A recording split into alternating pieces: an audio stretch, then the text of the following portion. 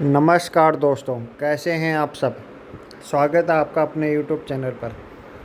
आज के इस लेसन में अपन जो हिस्टोरिकल बैकग्राउंड पढ़ रहे थे, जिसमें अपन ने regulating act of the 1773 and Pitt's India act 1784 कर लिया था। उसके रिगार्डिंग अपना नेक्स्ट जो टॉपिक है, जो नेक्स्ट इम्पोर्टेंट एक्ट है, चार्टर एक्ट ऑफ 1833, आज वो पढ़ने वाले हैं। उसके पहले मैं आपको कुछ क्वेश्चंस पूछना चाहता हूँ पिछले से। आप बताइए,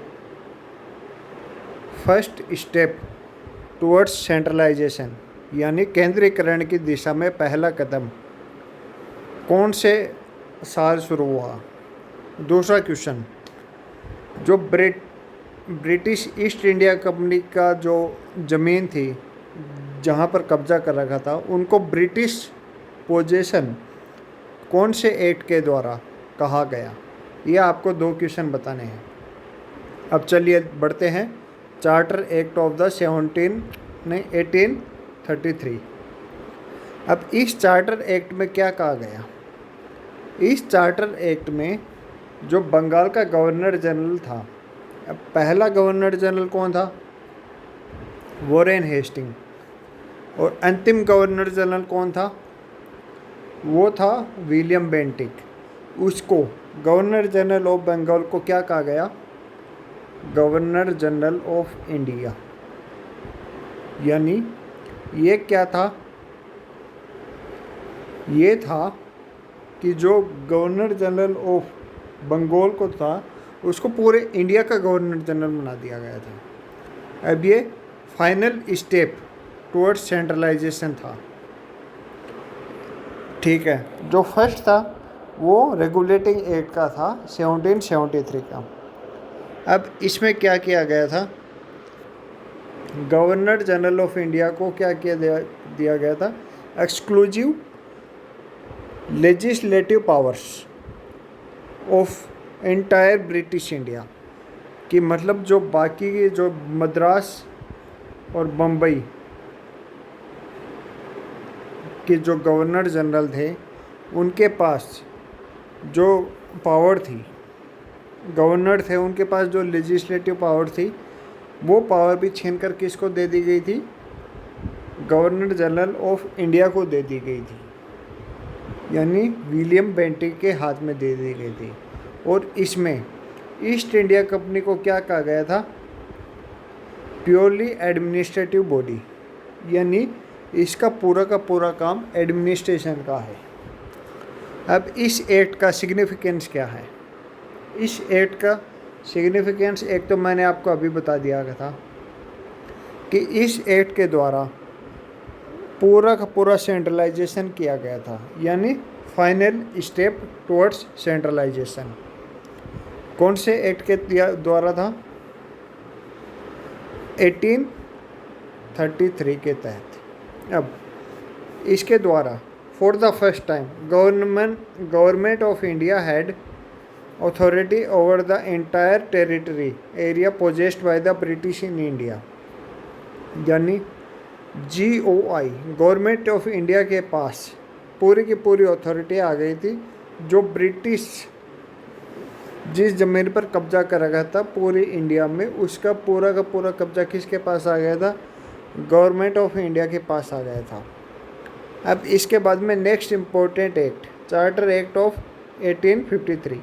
ये चार्टर एक्ट लास्ट था चार्टर एक्ट की सीरीज़ में।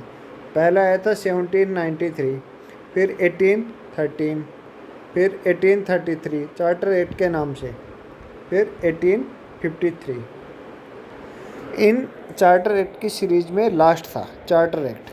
इसमें क्या कहा गया था, इसमें कहा गया था कि सेपरेशन ऑफ लेजिस्लेटिव फंक्शंस और एग्जीक्यूटिव फंक्शंस, इन दोनों फंक्शन को सेपरेट कर दिया गया था। सेपरेट कैसे, जैसे आज भी जैसे लेजिस्लेटिव फंक्शन और एग्जीक्यूटिव फंक्शन अलग अलग है ना, वो यहाँ से आया है। ये इम्पोर्टेंस है इस एक्ट की। अब यहाँ पर लेजिस्लेटिव काउंसिल एस्टेब्लिश की गई थी। आज के समय में लेजिस्लेटिव काउंसिल क्या है? लोकसभा नहीं है, राज्यसभा लेजिस्लेटिव काउंसिल की तरह है, और विधान परिषद है, विधानसभा नहीं, विधान परिषद और राज्यसभा लेजिस्लेटिव काउंसिल की तरह है, जो 1853 में था।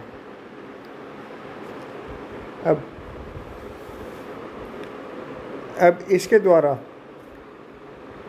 जो लेजिस्लेटिव काउंसिल बनाई गई थी उसमें 6 मेंबर बॉडी थी, यानी 6 सदस्य थे।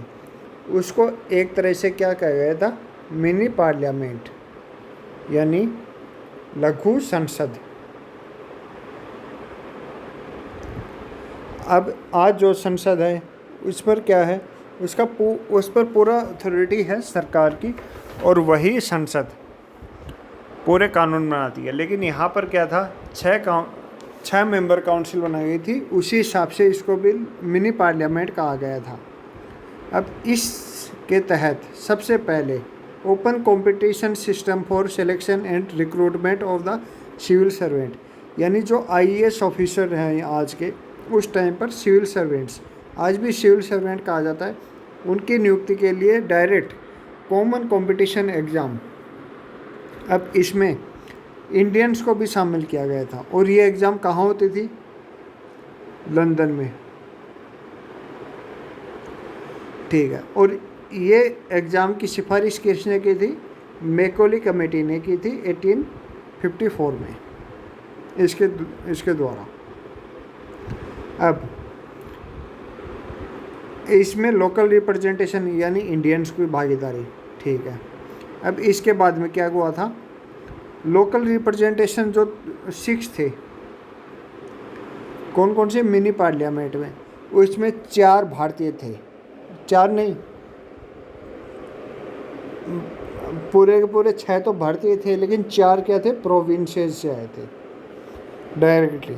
प्रोविंसेस कौन कौन से? एक तो मद्रास हो गया, नहीं बंगाल हो गया, बॉम्बे, और इधर मद्रास, इधर बंगाल, इधर एक और प्रोविंस था बड़ा सारा, Agra province.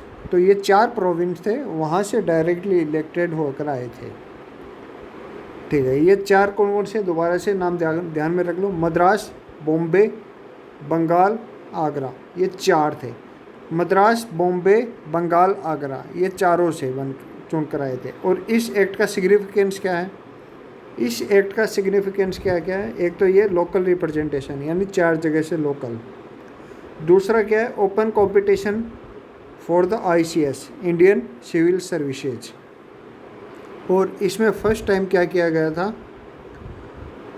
Special function of the government क्या किया गया था? मशीनरी और स्पेशल प्रोसेस अपनाए गए थे इसमें लेजिस्लेशन का। कौन सा? Legislative council. अब ये था लास्ट चार्टर एक्ट। अब इसके द्वारा क्या कहा गया था कि till the next order British India east India company अपना फंक्शन कर सकती है। अब ये लास्ट फंक्शन कब तक था? अब इसके रिगार्डिंग 1857 का रिवोल्ट था, उसके बाद में ईस्ट इंडिया कंपनी को पूरी तरीके से कोलैप्स कर दिया गया था, और उसके बाद में पूरी तरीके से क्राउन रूल आ गया था, क्योंकि ब्रिटेन को समझ में आ गया था कि अब 1857 के बाद में अगर कोई क्रांति हुई तो ईस्ट इंडिया कंपनी के बस की बात नहीं है, अब तो डायरेक्ट कंट्रोल करना पड़ेगा। तो डायरेक्ट कंट्रोल 1857 में किया गया था। अब इसके आगे की कहानी और इसके आगे के एक्ट अपन अगले लेक्चर में देखेंगे। तब तक के लिए धन्यवाद।